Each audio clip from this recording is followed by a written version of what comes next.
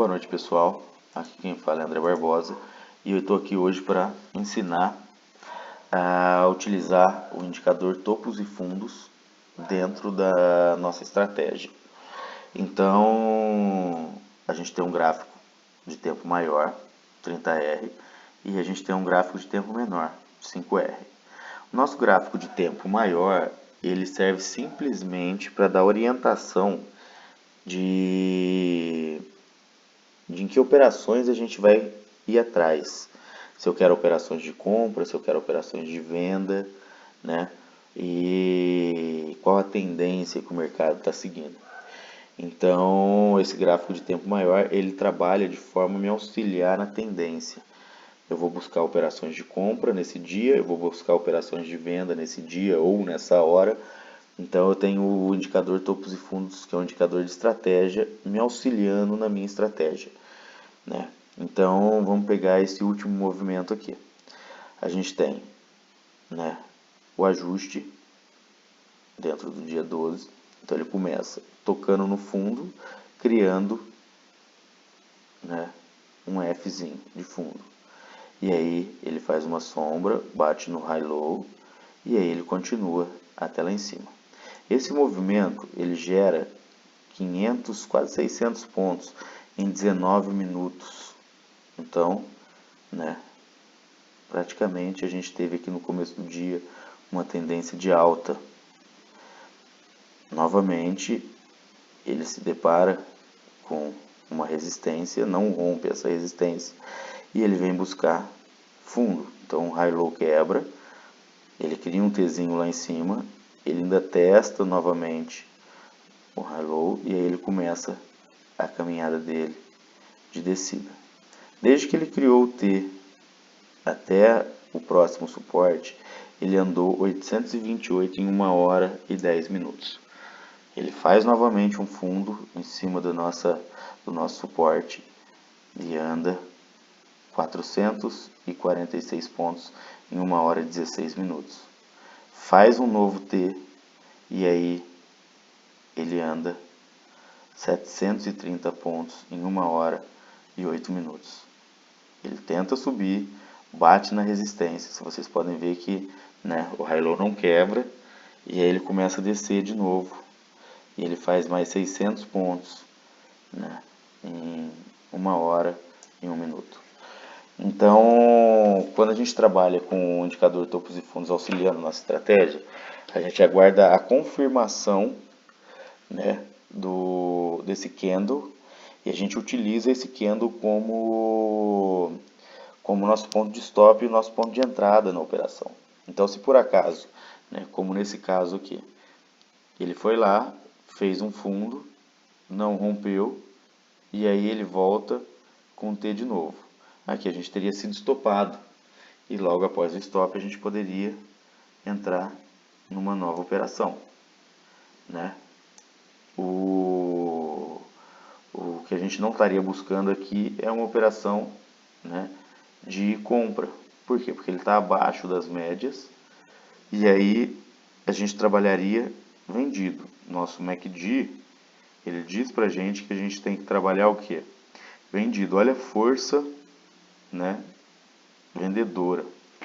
Então, desde o dia 11 de julho, a gente percebe, né, que ele vem, né, só trabalhando venda. A gente não tem força compradora. No dia 3 de julho a gente teve força compradora, 4, 5. Aí a gente começa a ter uma indecisão, porém ele continua numa caminhada de compras, né? Então ele está acima das duas médias móveis e ele está caminhando para frente. E aí a gente começa a ver uma acumulaçãozinha, um topo duplo e ele começa a recuar. Então nesses dias aqui a gente está sempre procurando o quê?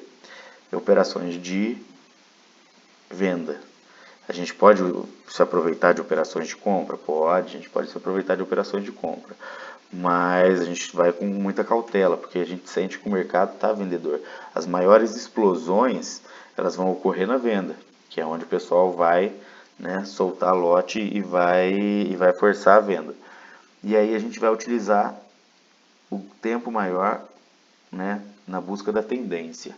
Quando a gente vai buscar o tempo menor, né, a gente vem aqui, vamos diminuir um pouco. Então a gente vai observar o que? Começo do dia.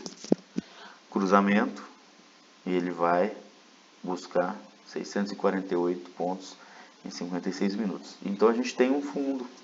E aí depois a gente tem a primeira descida, ele testando para cima de novo, né? Não chega nem perto do último topo. E aí ele começa a caminhada dele de volta. Se a gente for verificar, essa volta dele dá 1.010 pontos em 1 hora e 8 minutos. Então, ele forçou bem na venda. Depois ele cruza de novo para cima, caminha 525 pontos em 57 minutos. E aí ele vai descer em 2 horas 1.400 pontos. Então, a explosão de força dele para baixo, ela é bem forte, ela é bem violenta. E é o que a gente vai buscar, né, aqui dentro. No tempo mais curto, se a gente colocar 1, a gente vai ficar com a tela poluída. Então aqui vocês podem verificar aqui, ó, a quantidade de topo e de fundo que tem. Se você for seguir a risca, isso daqui, né, você vai acabar ficando louco.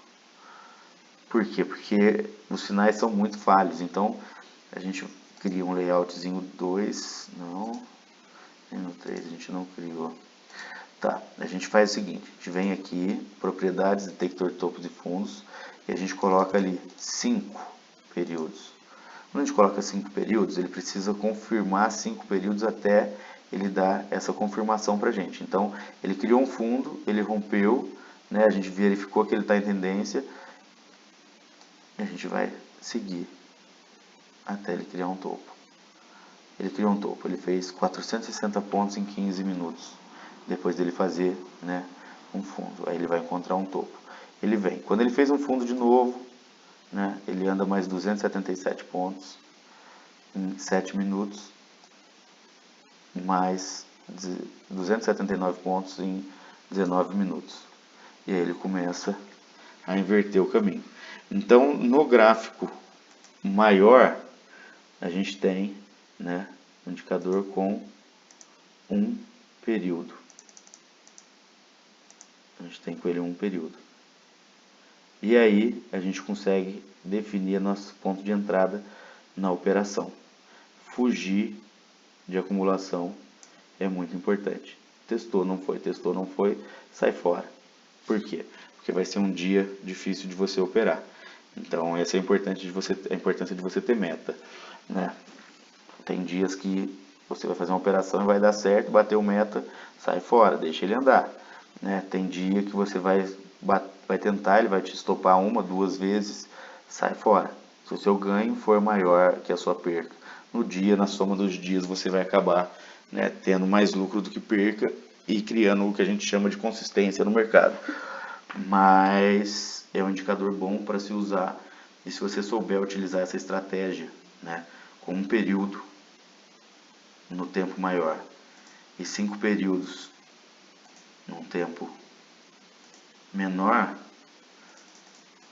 você consegue enxergar melhor e ter melhores operações.